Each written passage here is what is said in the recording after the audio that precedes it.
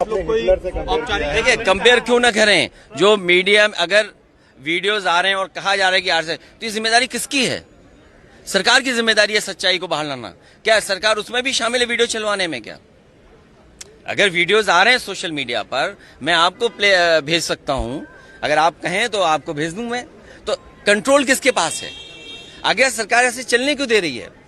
अगर सरकार की बदनामी हो रही है और सरकार की लाठी से छात्रों का, नौजवानों का, युवाओं का सर फूट रहा है, आंसू गैस गोले चल रहे हैं, आप करंट लगा रहे हो, किसने नहीं देखा, किसको नहीं समझा? और दुर्भाग्य देखिए क्या है कि कई मीडिया के लोगों को वहां खड़ा होने पर भी उनको भी विरोध का सामना करना पड़ रहा है। इसलिए कम से कम आप लोग भी तो क्रेडिबिलिटी थोड़ा बचाओ। और जो डॉक्टर्स, जो वीडियो मैंने भी पोस्ट किया है, डॉक्टर्स क्या बता रहे हैं कि सर खुले हुए आए लोगों के, बच्चों के। क्या इसीलिए सरकार बनी थी? इसलिए इनका नारा था सबका साथ सबका विकास। यही सबका साथ है और यही युवाओं के लिए संदेश है और यही विकसित भारत है, यही अमृत काल है। क्या यही विश्वगुरु बनने का रास्ता है? क्या आप छात्रों पर लाठी मारेंगे, आप नौकरी नहीं देंगे? और अगर नीट में हेरा फेरी हुई है, नीट का पेपर लीक हुआ है, तो किसकी जिम्मेदारी थी? ये सरकार की जिम्मेदारी थी और सरकार ने स्वीकार किया, इसीलिए तो नीट एग्जाम दोबारा किया। और ये केवल दिल्ली में नहीं हो रहा है, देश में जहां जहां भारतीय जनता पार्टी की सरकार है वहां पेपर लीक हो रहे हैं। और यूपी में तो 20 पेपर लीक हुए हैं, एक के बाद एक, और लगातार पेपर लीक हुए हैं। इसकी जिम्मेदारी किसकी है? इसलिए भारतीय जनता पार्टी अपने संगी साथी मंत्रियों पर कोई दबाव नहीं बना पा रही है, क्योंकि वो जानते हैं कि जिस समय उन पर दबाव बनाकर इस्तीफा लेंगे तो दबे खुचे राज भी वो मंत्री लोग खोल देंगे। सर, क्या है दबा खुचा राज जो आप बार बार कह रहे हैं? कुछ तो हो गए, नहीं तो इस्तीफा क्यों नहीं दे रहे हैं? जब आप खुद दोबारा करा रहे हैं, आप परीक्षा दोबारा क्यों करा रहे हैं? इसीलिए करा रहे हैं कि पेपर लीक हुआ है। तो आप तो खुद ही स्वीकार कर रहे हैं कि पेपर लीक हुआ है। अगर पेपर लीक वाले पकड़े गए हैं, वो किन के साथी हैं, किन के संगी साथी हैं? सर, मीटिंग मांग चाहते हैं क्या इस मुद्दे पे? सदन क्योंकि नहीं चला, चर्चा की मांग चाह रहे हैं। चर्चा हो और बात तो साफ हो। अच्छा, मंत्री जी को क्यों रोक रखा है? मंत्री जी को क्यों नहीं हटाते हो आप? भाई पेपर लीक हुआ है, करोड़ों परिवार उससे प्रभावित हुए हैं। कि यूपी में 4 लाख बच्चों ने लिखा, लगभग देश के पैमाने पे, इतने बड़े पैमाने पे लिखा, तो कितने करोड़ परिवार हो गए? तो आप क्यों स्वीकार नहीं कर रहे हैं? और क्या दबाव है जिसकी वजह से आप इस्तीफा नहीं ले पा रही हैं? बताइए। आप आंदोलनकारियों को हटा रहे हो। मीटिंग में प्रधानमंत्री जी की तरफ से कहा गया कि सख्त एक्शन लिया गया है, नीट एग्जाम में जो भी दोषी है उनको गिरफ्तार भी किया गया है और ये कलेक्टिव रिस्पॉन्सिबिलिटी है। तो क्या कहें? ये कलेक्टिव रिस्पॉन्सिबिलिटी कैसे हो सकती है? ये सरकार की जिम्मेदारी है कि पेपर लीक ना हो। और उसके बाद अभी शिकायतें आ रही कि बच्चे जो अपनी ओएमआर शीट दिखा रहे हैं, उसे बड़े पैमाने पर धोखाधड़ी हुई है उनके साथ। उसकी जिम्मेदारी किसकी है? क्रेडिबिलिटी कौन बेटर करेगा? क्रेडिबिलिटी कौन अपनी ठीक करेगा? और सोचिए आप, सदन में अभी भी नारे लगा रहे हैं दान चोरी के बाद भी। इससे ज्यादा शर्म की बात क्या हो सकती है?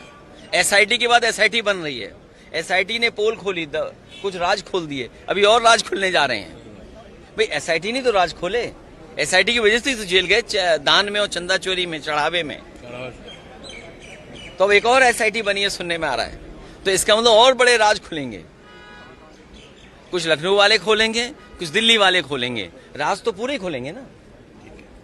सर, कल डिम्पल मैम खुद गई थी प्रोटेस्टर्स के साथ, लीड कर रही थी। क्या आज आप मिलने जाएंगे? क्योंकि जनता मंतर पे घायलों से मिलने छात्र जो वहाँ पर, अगर उनका इलाज सरकार कराए, स्वस्थ हों, ये सरकार की जिम्मेदारी है।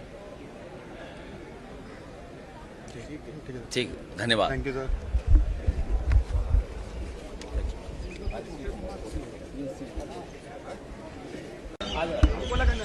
सर जी सर,